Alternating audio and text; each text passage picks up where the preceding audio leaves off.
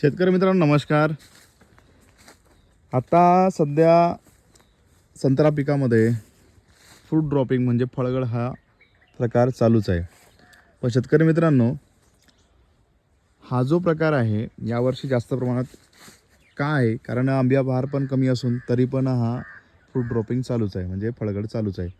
शेतकरी मित्रांनो, याचं मोठं कारण म्हणजे असं की सध्या जे वातावरण आहे ते दमट वातावरण आहे आणि ते दमट वातावरण बुरशीजन्य रोगासाठी अनुकूल असते. त्यामुळे हा जो प्रकार आहे जास्त प्रमाणात आढळून येत आहे. तर शेतकरी मित्रांनो, बघूया आपण कशामुळे फळगळ होत आहे.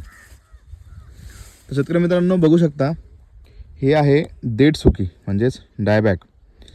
आपण हा जो प्रकार आहे यामध्ये नायट्रोजनच्या पेशीज कमी झाल्या किंवा ऑक्सिजनचं प्रमाण कमी जास्त झालं तेव्हा हा प्रकार येतो. नंतर याच्यावरती बुरशीजन्य रोगाचा प्रादुर्भाव होतो आणि त्यानंतर अशा प्रकारे फळं होतो आणि हे फळ गळायला लागते. पण शेतकरी मित्रांनो, हीच गळण नाही तर दुसरी म्हणजे असं आहे की यावर्षी सिट्रस ग्रीनिंगचा जो प्रकार आहे दिसून पडतोय बघा. हा जो प्रकार दिसतोय बघा, हा सिट्रस ग्रीनिंगचा प्रकार आहे. म्हणजे सिट्रस ग्रीनिंग कसं का हिरवं आणि ऑरेंज कलरचं मिक्स फळं असतं आणि अशा प्रकारचे फळं यावर्षी जर तुमचे 100 फळं घडले असेल तर याच्यातले 80-90 फळं हे अशा प्रकारचे आहे आणि डायबॅकचे फळं 10 ते 15 फळं आपल्या बागेमध्ये दिसून पडत आहे. पण हा प्रकार का वाढला यावर्षी? कारण यावर्षी फरवरीनंतर मार्च महिन्यामध्ये पण सायट्रसिला आला होता. पण आपल्या कीटकांची फवारणी आटकून जात असते.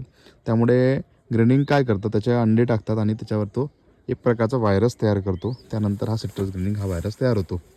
तर शेतकरी मित्रांनो, यासाठी आपण आता कितीही फवारण्या केल्या तर आपल्याला खूप मोठा काही फरक पडणार नाही. पण आता त्याचं जवळपास सिट्रस ग्रीनिंग हा प्रकार जो आहे आटपत आलेला आहे. त्यामुळे त्यासाठी काही फवारणी स्पेशली करणं गरजेचं नाही. पण आपल्याला डायबॅकसाठी जसं आपण मी मागच्या व्हिडिओमध्ये सांगितलं होतं की तुम्हाला कॉपर अँटोबायोटिक आणि बायफेन्थ्रिन पांढऱ्या माशीसाठी आणि पीएच बॅलेन्सर अशा प्रकारचा एक फवारणी टाकली होती तुम्हाला मी. पण शेतकरी मित्रांनो, आता जे फवारणी करायची आहे ते कशासाठी करायची आहे? कारण आता मागच्या फवारणीमध्ये आपण जे फवारणी केलेली आहे ते सॅनिटायझेशनसाठी होती. जसं उदाहरणार्थ त्याच्यावर जेवढे काही बुरशीजन्य रोग होते ते रिकवर करण्यासाठी आपल्याला ते कॉपर बेस बुरशीनाशक वापरून फवारणी करावी लागली.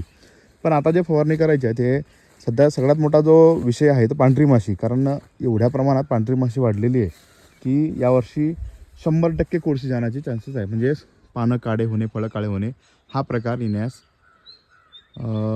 आपण टाळू शकणार नाही. त्यासाठी आपल्याला काय करावं लागेल? पांढऱ्या माशीवर खूप मोठं काम करावं लागेल. कारण एकदा तर ती आपण कितीही औषधं फवारणी केले तर आपल्या सहजासहजी आपल्याकडून कंट्रोल होणार नाही. तर शेतकरी मित्रांनो, त्याची काळजी आताच घ्या आणि त्यासाठी आपल्याला फवारणी करायची आहे. ते म्हणजे अशी की पायरोफॉक्सिन प्लस डायफेन्थ्रॉन म्हणजे SLR नावाने प्रोडक्ट येतं मार्केटमध्ये किंवा कुठल्याही कंपनीचं ते कंटेंट घेऊन 2 ml प्रति लिटर पाण्याला घ्यायचं आहे. दुसरं त्याच्यामध्ये वापरायचं आपल्याला प्रोजीबीजी 5 ग्रॅम 200 लिटर पाण्याला. तिसरं वापरायचं आपल्याला 13-0-45 ते घ्यायचं आपल्याला 1 किलो 200 लिटर पाण्याला. आणि चौथं जे प्रोडक्ट वापरायचं आपल्याला मायक्रोन्यूट्रंट चिलेटेड ज्या चांगल्या कंपन्याचं वापरायचं आहे ते घ्यायचं आपल्याला 2 ग्रॅम प्रति लिटर पाण्याला.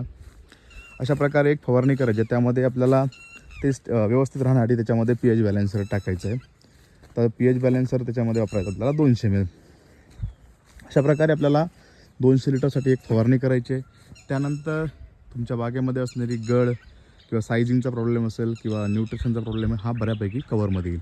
तसंच आपल्याला या व्यतिरिक्त पावसाची खूप गरज आहे. पाऊस पडणे गरजेचे आहे.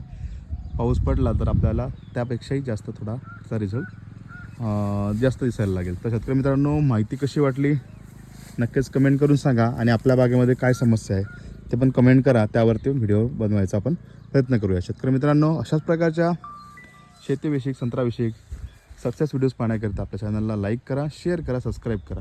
धन्यवाद.